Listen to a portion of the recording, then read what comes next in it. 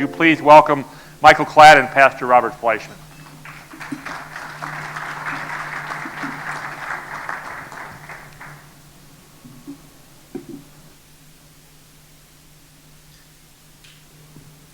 Again, good morning, and thank you for attending this session, offering hope in dealing with medical end-of-life issues. This is a topic that is near and dear to me, but to be really candid, I don't do this topic very often. But I'm very excited to partner with Pastor Fleischmann, who I've known for many years, who is really an expert nationally on this topic, and he's going to really provide a wealth of information here for you today and our presentation. I'm going to give you a little bit of overview about how the Lutheran Home Association is looking at end-of-life issues in this age of society where there's a lot of transformation going on in the healthcare and human services environment. Some of the slides I'm going to go through fairly rapidly here today, and then we'll get into a little bit of the meat of the bones here under Affordable Care Act and some of the more recent trends. And then I'll turn it over to Pastor Fleischmann, and we'll certainly encourage your questions at the end of the presentation here today. I think it's really important to always, from a Christian standpoint, and that's where we're basing this, is looking at end of life through that lens in God's Word. This Bible passage is something that resonates with me. Someone else may not look at it in the same way, but from my standpoint, it reads, "Because he himself gives all men life and breath, and everything else. From one man he made every nation of men, that they should inhabit the whole earth, and he determined the times set for them, and the exact places where they should live. God did this so that men would seek him, and perhaps reach out for him, and find him, though he is not far from each one of us." I think that passage to me, that God really reminds us he's right there with us, he's close to us. But he also talks about giving all men life and breath. He gives us life, and he gives that breath to us. And then he also appoints all the times in our life to us, even to the very end of our age. And this is that passage that kind of really helps me when I consider the end-of-life issue. Defining death, this is an area that, again, this is not my expertise and exactly where we once looked at from the perspective of dying and defining the moment of death. And that's something that, other individuals can more aptly speak to. And I'm going to go through this very quickly and talking about kind of the evolution there from the whole brain criterion of death. And focus more on these slides here and talk about, will the Christian faith be respected in end-of-life decision making? And this is kind of where I want to kind of highlight my conversations. It talks at the very top of that slide about Affordable Care Act implications. And I always remember here in Minnesota we have Congressman Michelle Bachmann, who very much is a political target and has a polarizing kind of image. And the death panels were kind of her words that really came out in this whole area of the Affordable Care Act. And at the same time, while there isn't death panels, one can argue that there is care rationing. And this is something that people really don't like to talk about or even, in a sense, really want to acknowledge. But the fact of the matter is, it's something that we do have to kind of monitor and watch as we're going through this change and transformation in healthcare today. Because the idea of, at the end of life, are we going to truly provide dignified care, truly provide the care in which our Lord would look at it? But it is a very big gray area. And a lot of people want to look at this area as black and white. And if you've ever been around the topic of death, or if you've experienced it personally, then you know what a gray area this can be. My dad had pancreatic cancer. Pancreatic cancer is a very, very difficult diagnosis. It's a very harsh diagnosis. And more often than not, well, it's a very fatal diagnosis, to be candid. Most people don't live very long. My dad was given 6 months to live when he was diagnosed. He lived about 18 months. So he lived triple the average, actually. And so it was a blessing to have that time. a lot of people would look at that and say, well, are we spending the right money? How are we looking at that individual who has a very limited future? And that's really the danger is how do we want to look at this area? But there did come a time when we were looking at all of the options, and we went through enormous options. My dad was diagnosed at age 60. He died at 62. And we looked at all sorts of different options of how we could care and treat. Is there a cure? Could we do something to change the circumstances? And we went from one renowned place to another renowned place seeking that. But in the end, my dad said to everyone around us, he says, I am content. I know where I'm going. And I am ready to go.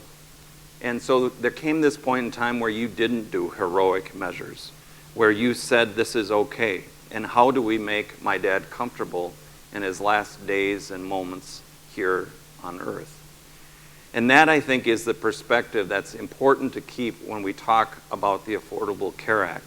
Not to look at the fastest way economically to look at end of life, not to look at different treatments so that we don't have to spend those type of resources, but what does God want us to do in this situation? And for me personally, it gets to intent.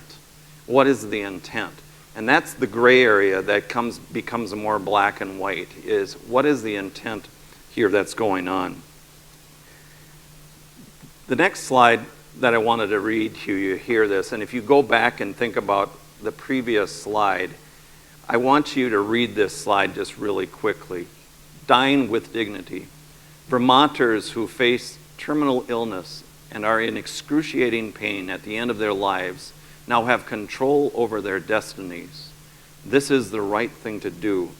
Governor Pete Shumlin from Vermont. This was from 2013.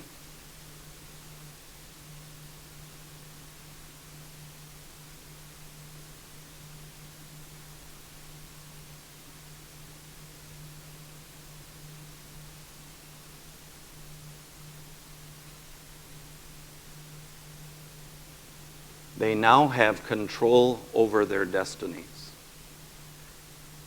It's a pretty dangerous statement.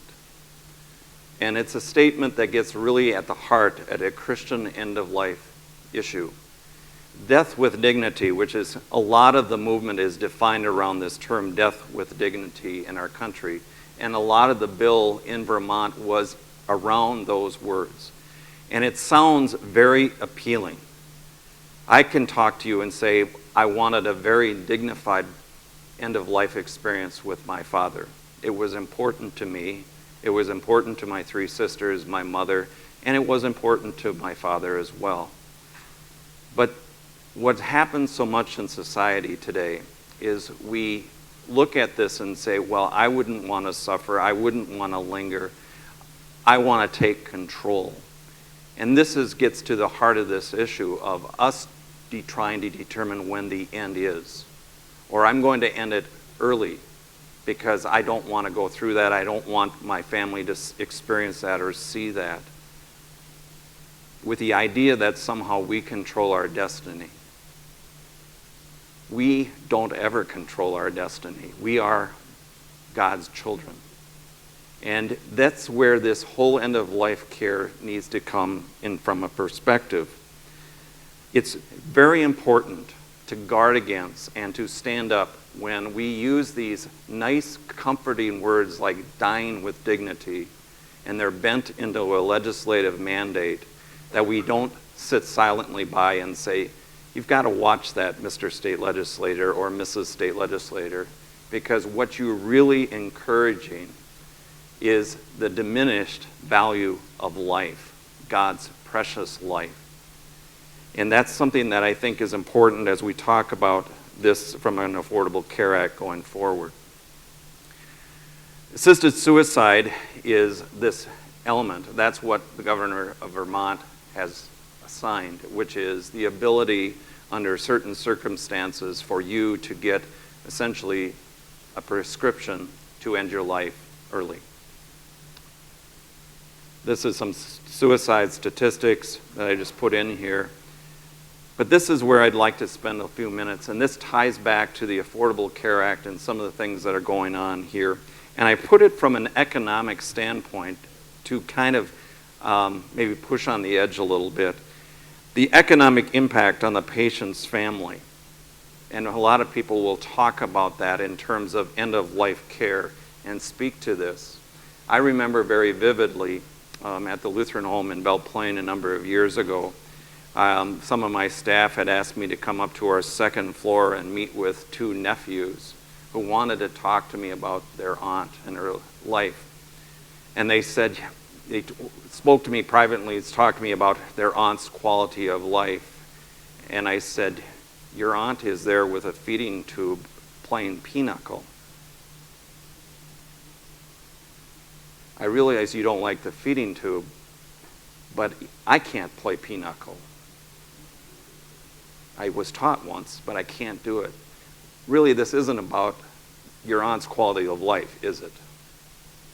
And that's a hard conversation to have with two nephews who are looking at their future inheritance going down. But that was the motivation. Now, that's not to say there aren't economic realities when there are family members having to look at situations, because there is. Sometimes their health plans or whatever the diagnosis is, sometimes there is an economic piece of it. I know of loved ones who have made choices and they're getting treatment at the end of their life, and the doctor is sitting down with them and saying, we can do this, here's what it costs as well,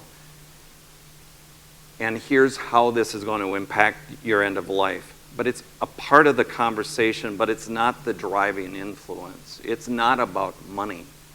And yet some people would like to think that's an important part of the equation.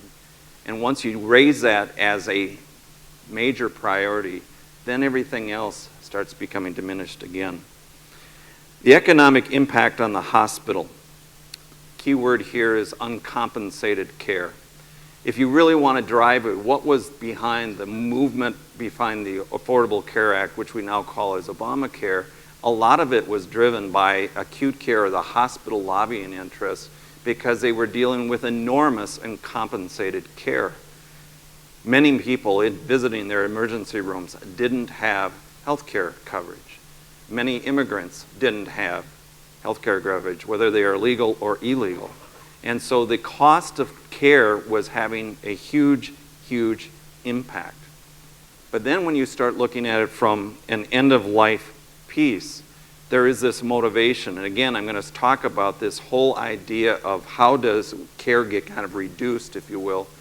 The hospital oftentimes is looking at what's the fastest way to move one person out of their system, because their reimbursement structure is built on certain parameters. And so for them, they're looking at that end-of-life care and saying, well, we've got to get from point A to point B. There is obviously conversations that need to happen, whether it's in the hospital or elsewhere, about end-of-life planning. But will hospitals stand up for that Christian perspective of end-of-life planning in the future? Whoops, I'm sorry. Economic impact on the health plan or provider. This is a really touchy one as well. But when you're looking at the total cost of care and you're an insurance company executive and you're responsible for this element of care, oftentimes, again, it gets reduced down to the economic side of it. And that they're looking at this in particular at the end of life, because that's that most expensive side of it. What are you going to do? My dad, in the form of that pancreatic cancer, spent almost 9 weeks in a hospital bed. It was a very, very difficult time. And I can remember his doctor overhearing almost on a daily basis down in the nurses' station, getting a call from the health plan saying, isn't there anything you can do to move him out? I never told my dad that I was overhearing those conversations about his doctor defending, saying, no, I've got to do this, or we got to try to do this. The conflicts sometimes between that. And that's not to say there shouldn't be an effort to try and do treatment in an alternative setting. But when the motivation becomes about money, and not about what God desires in end-of-life care, again, we slide down that slippery slope. And then the economic impact on healthcare spending in the United States. The USA spends about double on healthcare than almost any other developed country in the world. And yet we have enormous flaws in our system and enormous expense in our system. And quite candidly, it's at an unsustainable level. There aren't enough tax increases around to sustain this spending in the future. And that's a dangerous place for a society that has the largest movement of baby boomers to go through yet, and where autism and other special needs are growing so rapidly. What will our country do in the future, and how will we respond to this? As the debate in the Affordable Care Act was heating up, there were those kind of comments that kind of came in and talked about, well, do we really want to take care of someone at age 85? Well, that depends. Age in itself isn't really the deciding factor. This is a major, major issue, is how as a country do we deal with this impact on spending? Now, fortunately, one of the very positive things of the Affordable Care Act, and I'm going to tell you, I believe there are a number of positive things in the Affordable Care Act. Now, there's some really negative things, to be candid.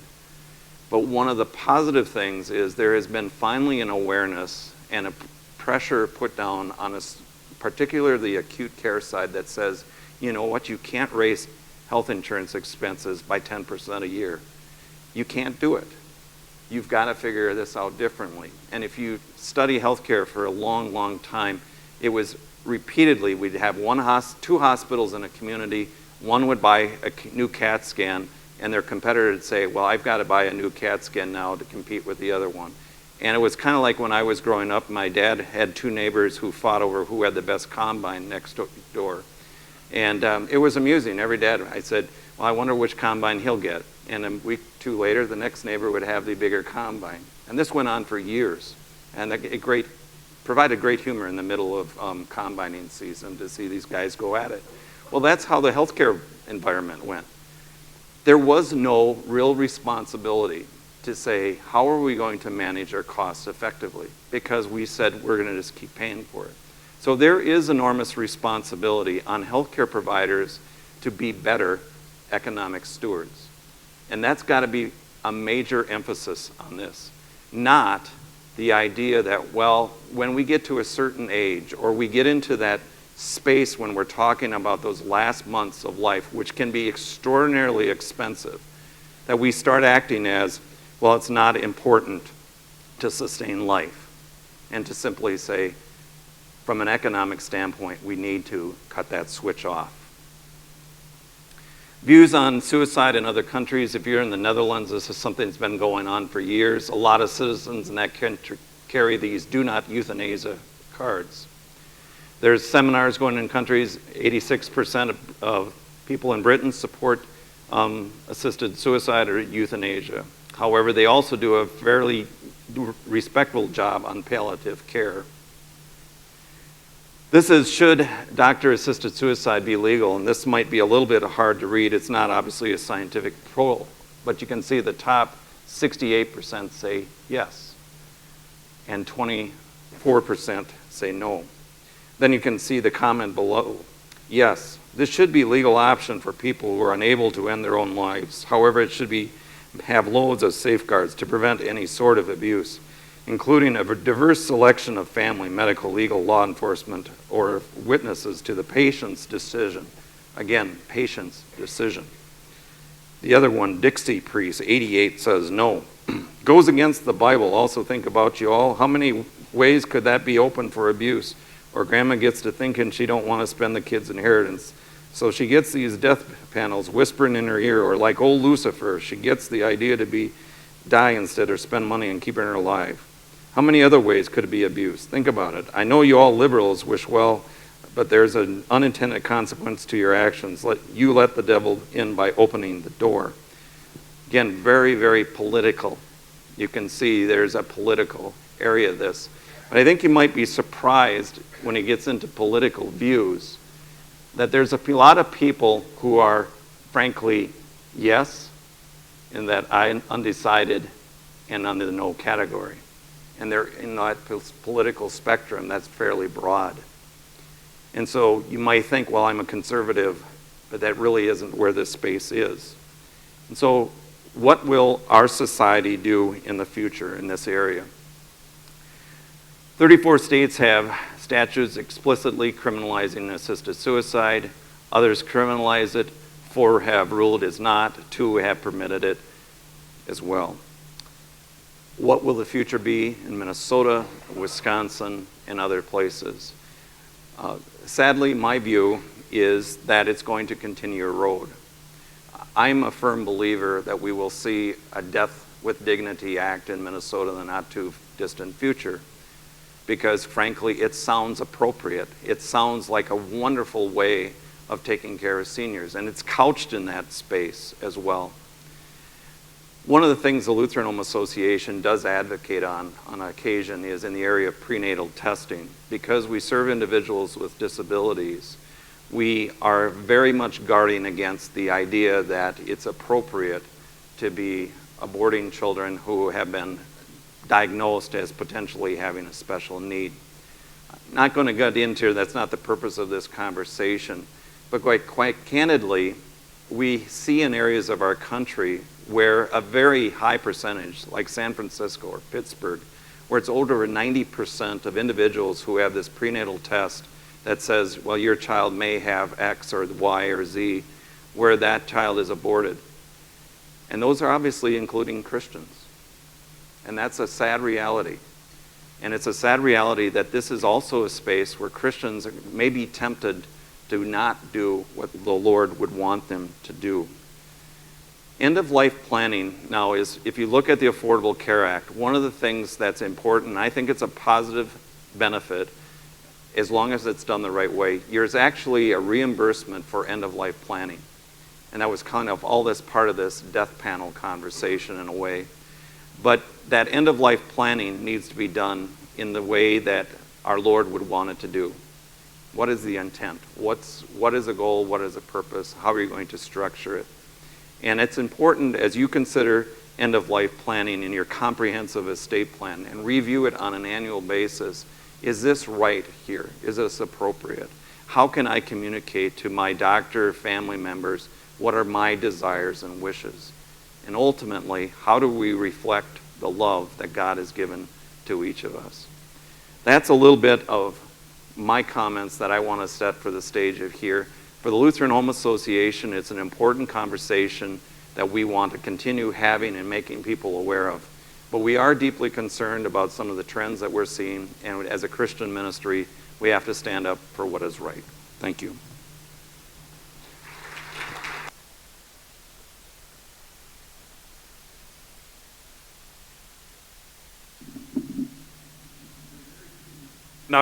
In our circles that I would trust on end-of-life stuff, but I trust Mike. I hear a lot of well-intentioned words, a lot of things going on, and Mike always seems to hit it on the button. And so we're going to bounce ahead quickly.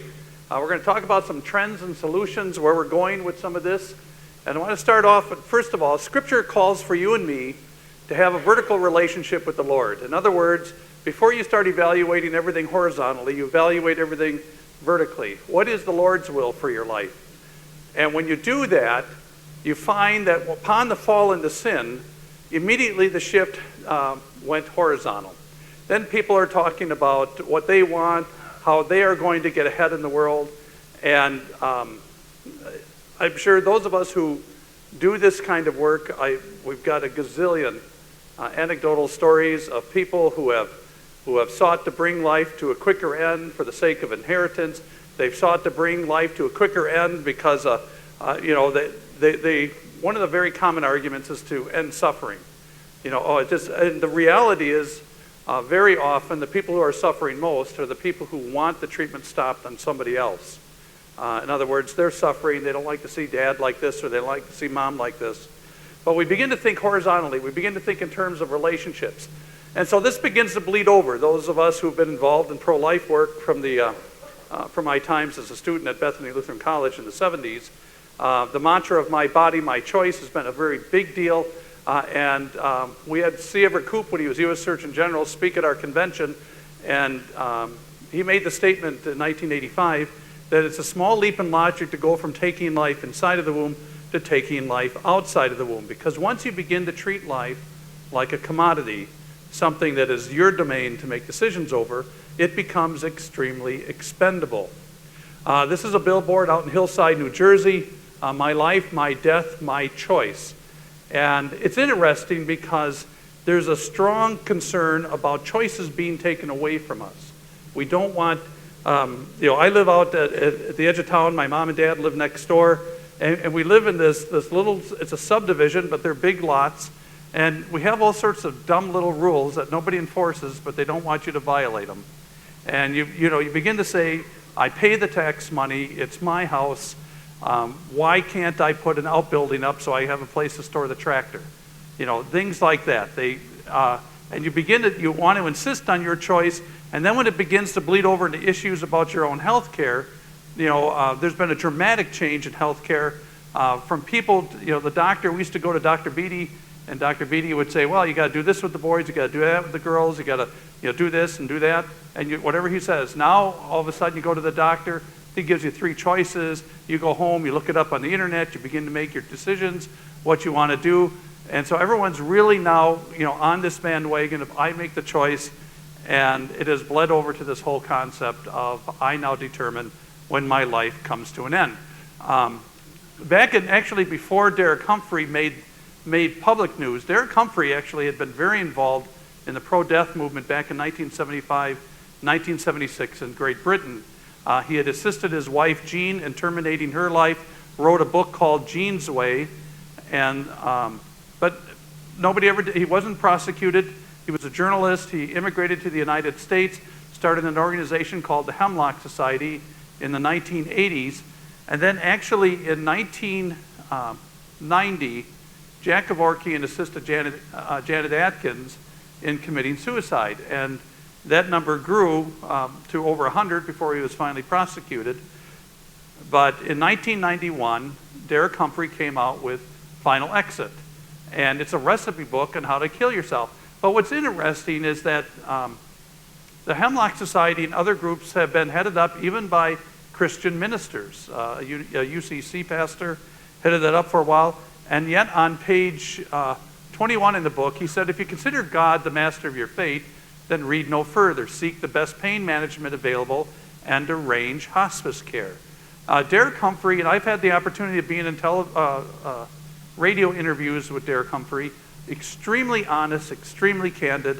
The state of Wisconsin has had legislation for over a dozen years, attempted legislation to legalize assisted suicide. And Humphrey and I were on WTMJ once going back and forth, and the announcer, and this is going back when it was first introduced for the first time, the announcer said to me, well, Reverend Fleischmann, do you feel this has any chance of passing the state legislature? And I said, everybody I've talked to said, it's not even going to get out of committee. This is a dead issue. No pun intended. And Humphrey, who's wonderfully candid, wonderfully honest, said, Reverend Fleischmann's absolutely right. We have no expectation of this getting out of committee. Our agenda is, and he tells what his agenda is. He goes, our agenda is to get people so used to talking about it and getting them to adopt the language that in time they'll be asking for this. And of course, it's been the perfect agenda. Now, what a lot of people don't know is that Derek Humphrey oftentimes opposes legislation for physician-assisted suicide because most of the time it's proposed that the doctor would prescribe for you medication and give you instructions on how to take enough of it to end your life. And Humphrey feels that that's not adequate, that people should be allowed to go to the doctor, get a lethal injection. In other words, because the problem is you're too heavy, the medication might not work right, and all you do is suffer near the end. And he wants to make it quick and absolute. One of the problems we have is we try to get God and His will out of it. Diane and I try to sneak up to Door County once in a while. I get up there. I was in one of the Christmas shops, and I decided to quick shoot a picture of the 2 stockings. Dear Santa, define good. Dear Santa, define naughty. Today, what's going on in society is that we're very big on what's good for you is good for you. What's good for me is good for me. Don't tell me how to run my life. I won't tell you how to run your life. And in ethics, in philosophy, it's a new wave of postmodernism. And the whole concept is that there are no absolute right or wrong. And so you're not supposed to push for your view. They're not supposed to push their view. That's kind of the mentality. And when you begin to say there's no ultimate authority upon which any of us are accountable, then mayhem reigns supreme. Now, we begin to venerate quality of life over its intrinsic value. 1907 in the United States, we always talk about Nazi Germany, and I'll mention that in a moment. But Nazi Germany, became very famous, very known for its eugenics practices. But the German physicians learned it from the United States.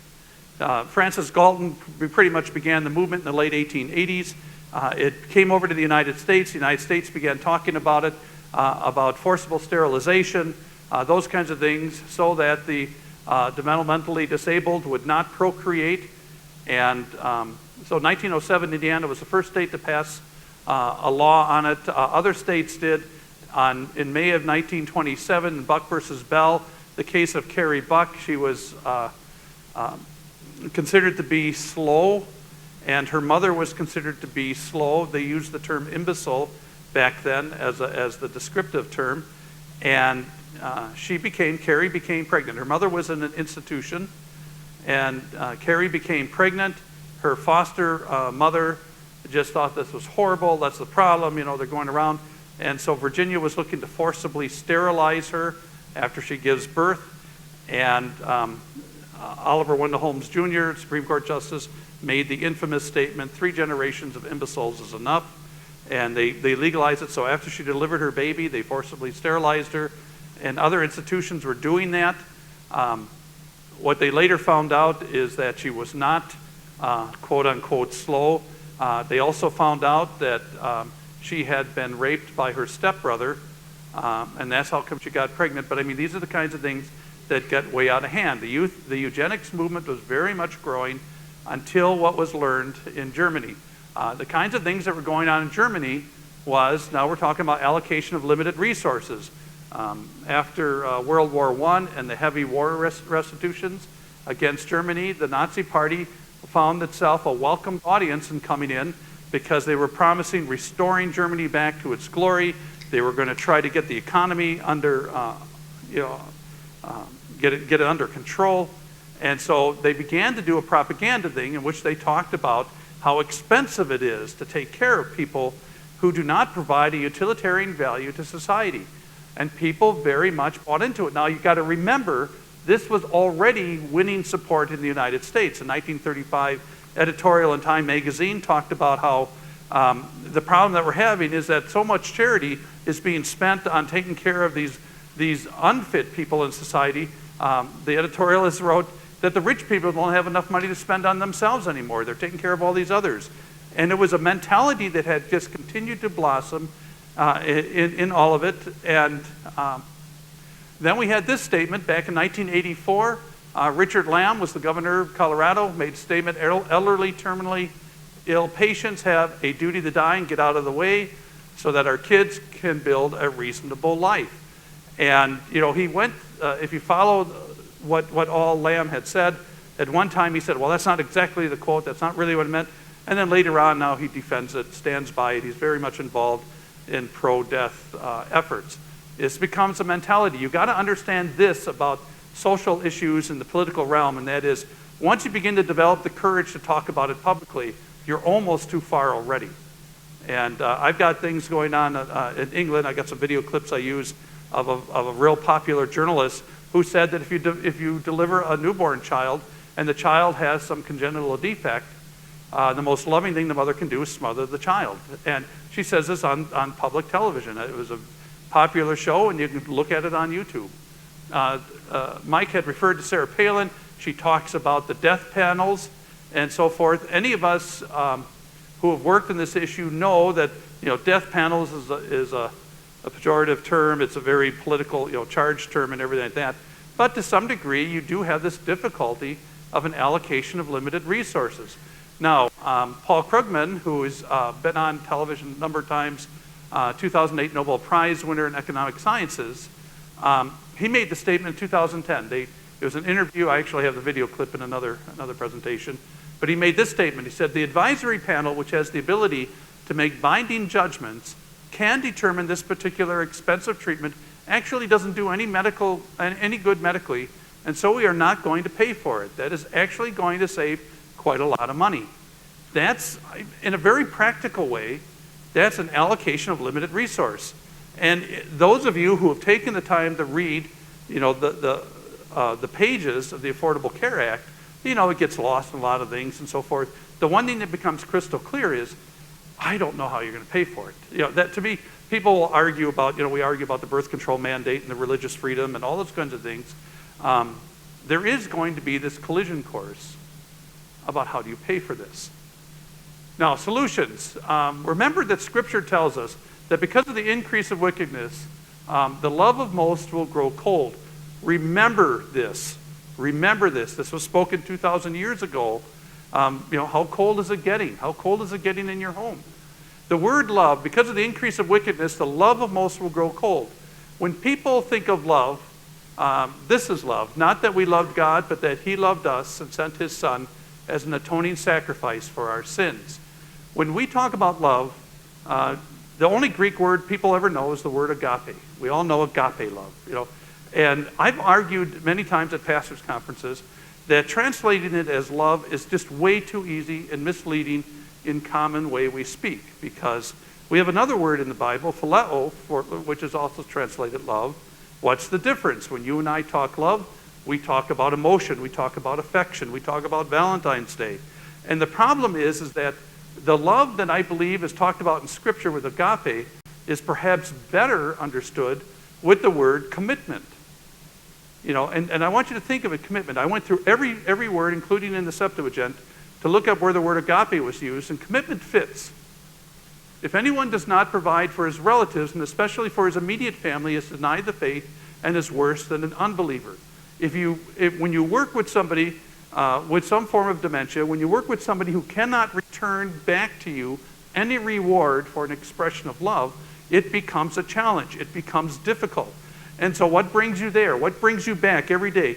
Is it because of love? Is it because you get this emotional feedback? You tell your mother she loves you, she squeezes her hand, a tear comes down her cheek. What if you get none of that feedback? Then people start saying, well, maybe we should let her go, and so forth. In other words, it takes commitment. The same thing too, when God sent His Son to die for us, He didn't die for us while we were our most lovable. Scripture says while we were still sinners, He died for us, when we were most unlovable in the face of a holy God. Solutions. I do think the two solutions that we had talked about before we go into Q&A is what we can do as families and what we can do as congregations. As we have opportunity, let us do good to all people, especially to those who belong to the family of believers. In some of the presentations I've given around the country on outreach, the kind of work we do as congregations, the number one outreach program in our congregations has become our preschool program. And the irony of the preschool program is that it's headed for disaster in a couple of different areas by my read of the tea leaves. First of all, we've got a very practical reality, and that is preschool programs are popping up all over the place. We just are relocating our home for mothers in the Milwaukee area. We looked at a number of different places. Every time we looked at it on Google Earth, there were all these little places that have preschool programs, so we knew that taking care of children wasn't going to be a problem. So we've got that. We've got competition. But the other issue that's coming up is little Susie comes home from preschool. She tells mommy about her friend Johnny, who has two mommies or two daddies. And so Susie's mom calls the pastor up, starts reading them the riot act, because she sent them to the church preschool program to get away from this kind of stuff in the real world.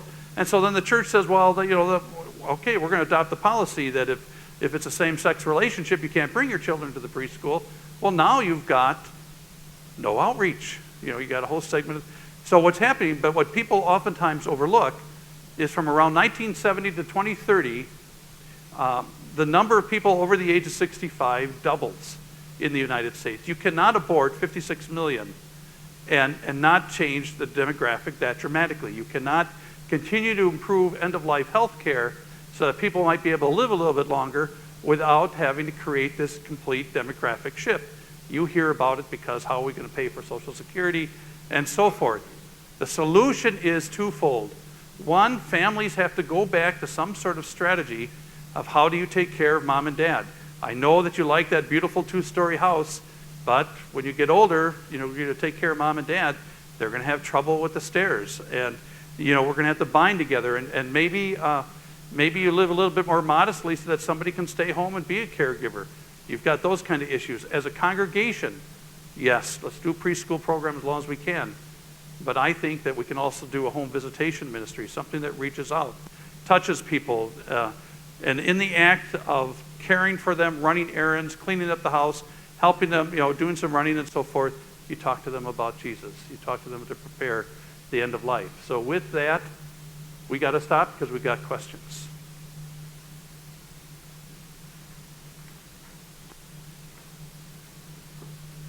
Okay. We're going to take just a few minutes to see if there's any questions from the audience on this presentation. So if anyone's got a question, I think Carl's right there. Open up questions for anyone at this time. You're all tired of talking about Obamacare, is that it? Affordable Care Act? No one wants to go on that path, right? All right. We got one question way in the back corner.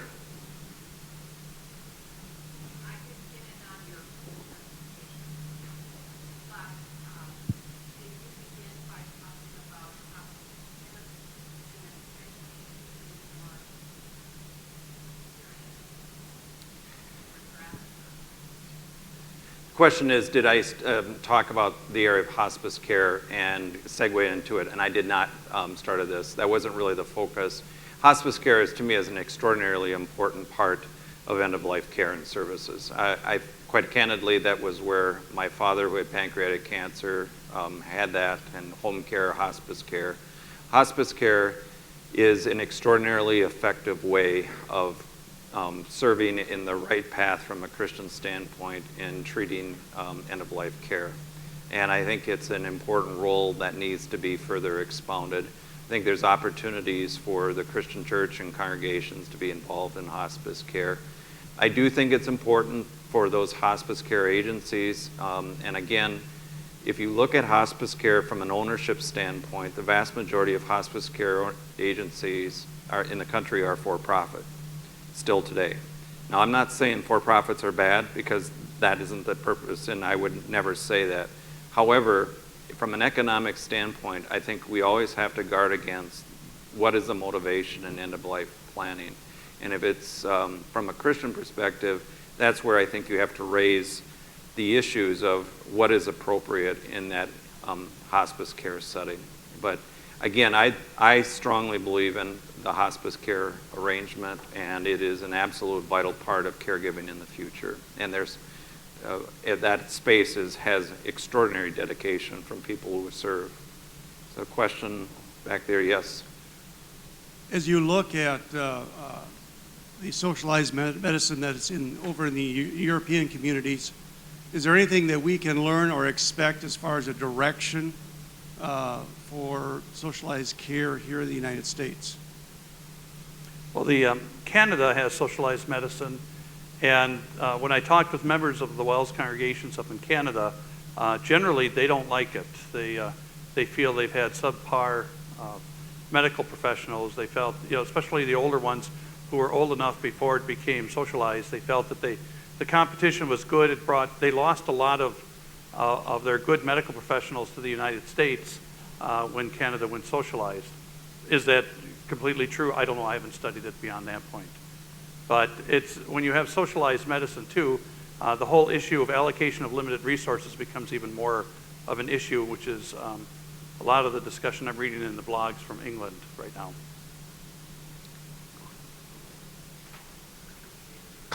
Your comments regarding issues concerning the end of life, but it seemed to me most of the time you were looking at it from a political angle or from an economic angle. What I found lacking was looking at it from a Christian angle. My Lord and Savior has promised me a home in heaven, and I've got a pretty nice one here. I call it the edge of heaven, but I know it's not equal to what I'm going to have in heaven.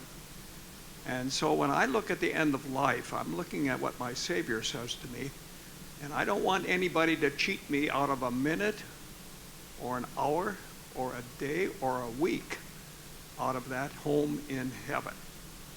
And I think that lends a lot of credence to outreach.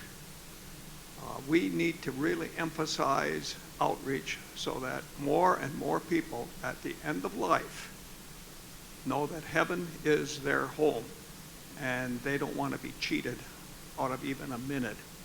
And that is the reason why I personally support the Lutheran home, where the care of the soul is most important.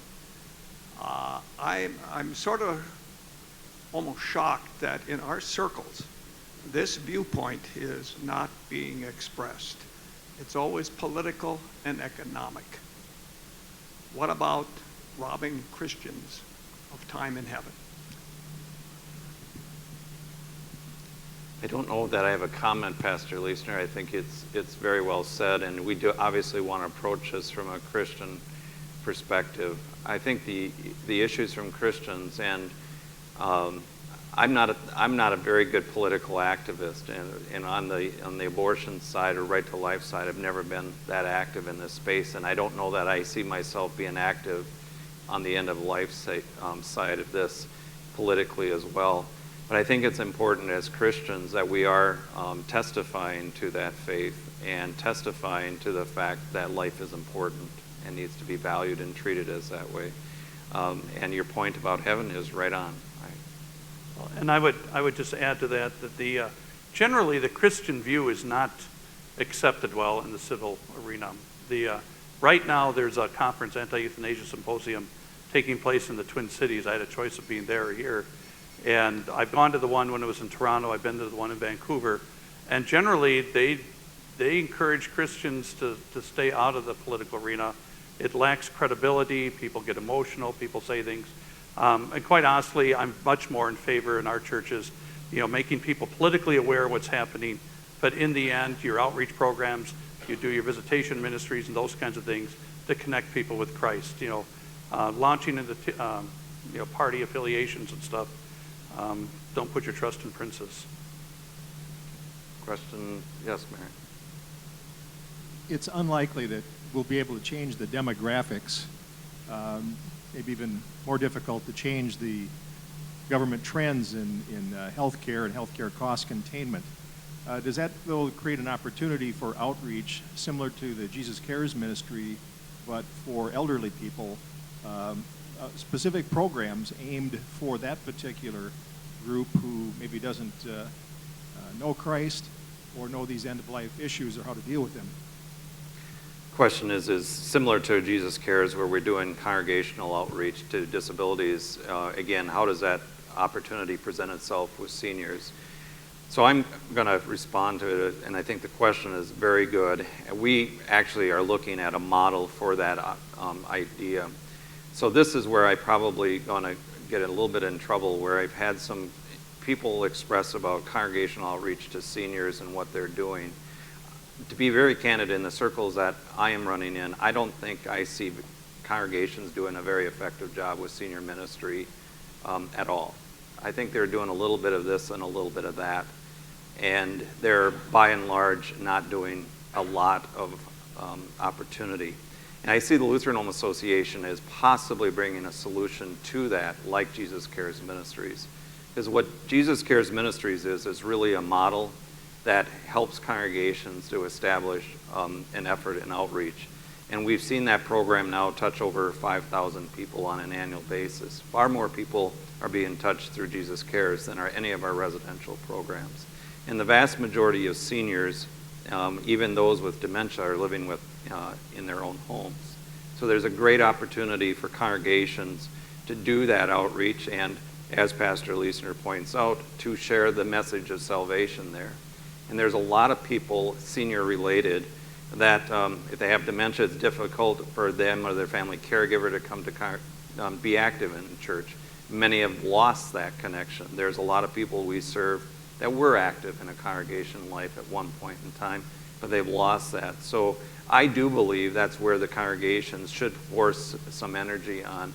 That I think there needs to be much more of a deliberate effort to look at what are some of the programs that we can put into these congregations to do this type of outreach. And it's kind of a hot button item for me because honestly, I think we are doing an enormously inadequate job in that area. So I think, yes.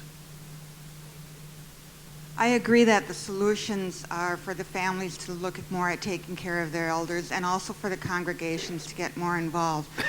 About a year ago, we decided as a congregation that was something we needed to do. And we've had some success in that we have quarterly luncheons with devotion. We send out flyers to the community.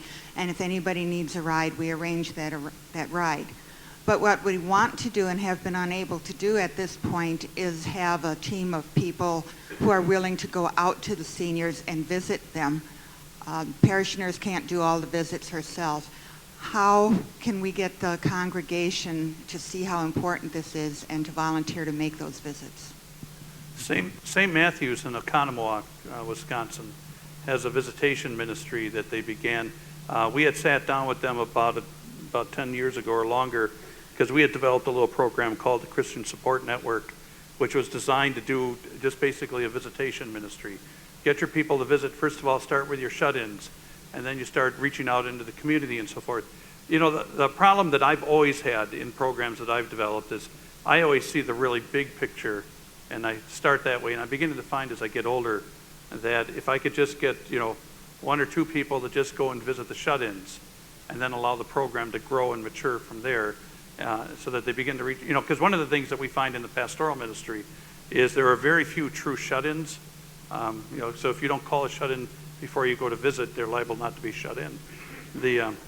And so what you want to do is but that means that they're communicating with people, and the kinds of successes you have then is, you go to visit Gladys, and Gladys will talk with somebody that she plays bridge with or something, and she's stuck at home, and you get these opportunities to visit, and you allow it to grow, but you start with just a lay visitation ministry to your shut-ins, and then let it grow from there, rather than, massive things, go to the community.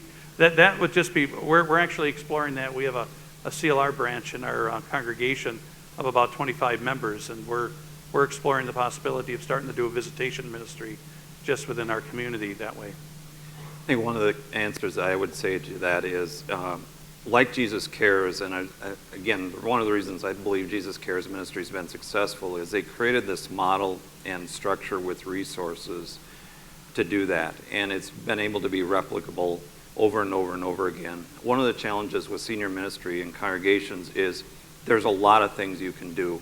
There's in so many ways you could go with senior ministry, both serving individuals that are members as well as doing outreach in a community. So I think it's really important that some of the things we're trying to do is come up with a structure that maybe isn't so broad, but brings in a specific model and has an impact to it as well. One of the things I do speak on about is congregations talking about doing nursing home ministry, and this is where I think there's kind of a disconnect. If you look at nursing home admissions, it's really what used to be hospital admissions here. Many people coming in nursing home are coming in for 20 days and they're out. And so you have a very, very short window as a chaplain working in our facilities to share the message of salvation and do connections, especially if they're coming in on church. If you're a congregation doing senior ministry, there's that same type of limitation. But if you look at assisted living and independent living settings for seniors, now you're talking 2-3 years or longer in many instances, where you can actually build relationships and build programs. Furthermore, what I would express to you is many of the owners of these settings, they're just craving someone from their community to care about them. And so if you're looking at a senior housing community in their area, and you go and talk to them and say, how could we be involved? Generally speaking, they're going to love you because they're looking for a partner in their work. Yes, Miriam. I don't know if I want to ask an economic question now, but I'm going to. I'm just curious. I come from the western states, got here to Minnesota via my husband, and one of the things I noticed is in the healthcare delivery, being that we live in a rural community near Rochester, is that you might go to your rural provider and then he or she transfers you on to Rochester or somewhere else. And I just, this seems expensive. And because you shared some statistics coming, I'm curious if this kind of thing for Minnesota will be sustainable, where you might go see a multiple number of providers, where for something where when I went to a doctor in Montana or Oregon, the next place was 2, 4, 5 hours away. And I mean, I've had medical expenses that to me seem very erroneous and unneeded. And not that that isn't a good thing. There's so many good things about Minnesota that I wish could be shared with the rest of the world. But I see, as our statistics are showing us, not only for Minnesota, I'm concerned because it has provided a place for jobs for people to stay close to home, where all my siblings had to leave because 80% of the college graduates have to leave the state because of no industry. And I see Minnesota heading down that road.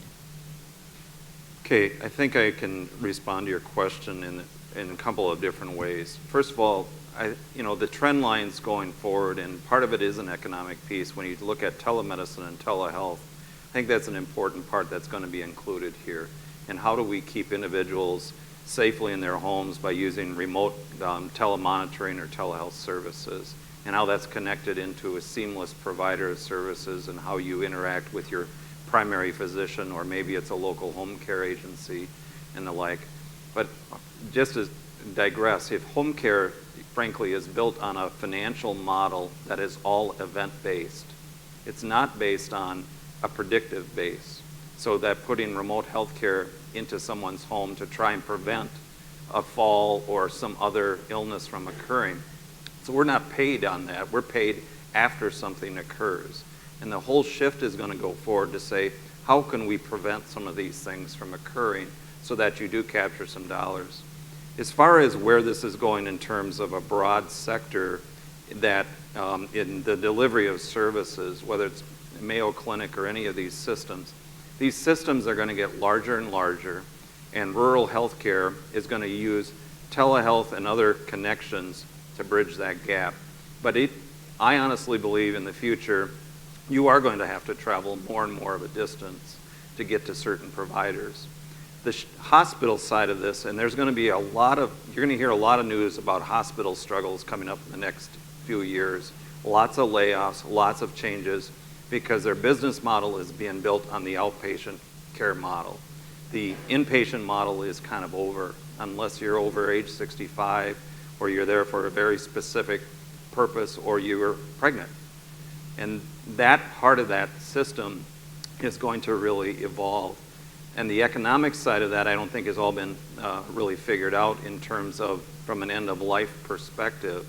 But there is a lot of concern about the economic survivability of the way healthcare is delivered today. I honestly do not know what the future of nursing home beds were going to be. The Lutheran home in Belle Plaine, we were a 128-bed facility for years. And a number of years ago, we downsized it to 97. And I took a pretty significant amount of criticism for that, to say, well, we're going to need those beds in the future. And honestly, we're struggling right now to keep that unit full as it is. And that's what's happening, we see in a lot of nursing home settings. You see more assisted living settings becoming more clinically competent. They're bringing in physician services right there. They're using telehealth. And then you're seeing other delivery of care services evolving with remote monitoring and the like. I think economically, again, we're going to see the systems change.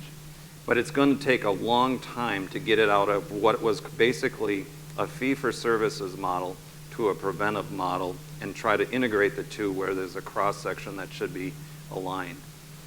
Again, from an end-of-life economic situation, I think it gets back to what is the motivation that's being placed in front of you. And that's where I think we need to keep that perspective as well. I'm not sure I answered your question the way you want. Okay. Other questions? Yes, sir. First of all, I truly appreciate the information you shared with us today. As an advocate for my child who has disabilities and have to stand out there and maybe say things that aren't polite, or have to describe like what happened in Nazi Germany, and we run on a political world. It's a reality. We run on an economic world. And my question to you is, because we are talking about end of life and the value of living of the seniors, how do you address the country's obsession with youth? And where do we hear about in the Bible the respect of the elders and the wisdom of the elders, and instead of just shutting them in homes or letting them, believe that they're a political and a financial drain on our country, and get back to where some of the other countries truly do value their elders? Since Pastor Fleischmann is so much more youthful than I am, I'm going to let him answer that last question here, and we're going to have to go to our next session. So, Pastor Fleischmann. Well, I was hoping you were going to just answer that one. Well, first of all, you got to understand that right now, the biggest dilemma from a social economic perspective in terms of development of the country is that the baby boomer generation is the one that's forming public policy right now. And the baby boomer generation is the one that's finding themselves, worried about what's going to happen with Social Security. They find themselves worried about what's going to happen with elder care. I don't know. I don't see as much of a fascination with the young that you mentioned. That might be, but there's even been things coming out of Hollywood that talk about how a lot of the actors and actresses have been starting to skew older and older, and the idea is that everyone's just kind of playing this level field. I do think what's going to happen, first of all, just some resources on this. Time magazine, probably 7-8 months ago, Stephen Brill wrote like a 32-page article on healthcare costs. I read it on a flight that was flying out to Los Angeles, and I think I audibly gasped about 4 times. It was just an incredible, shocking thing.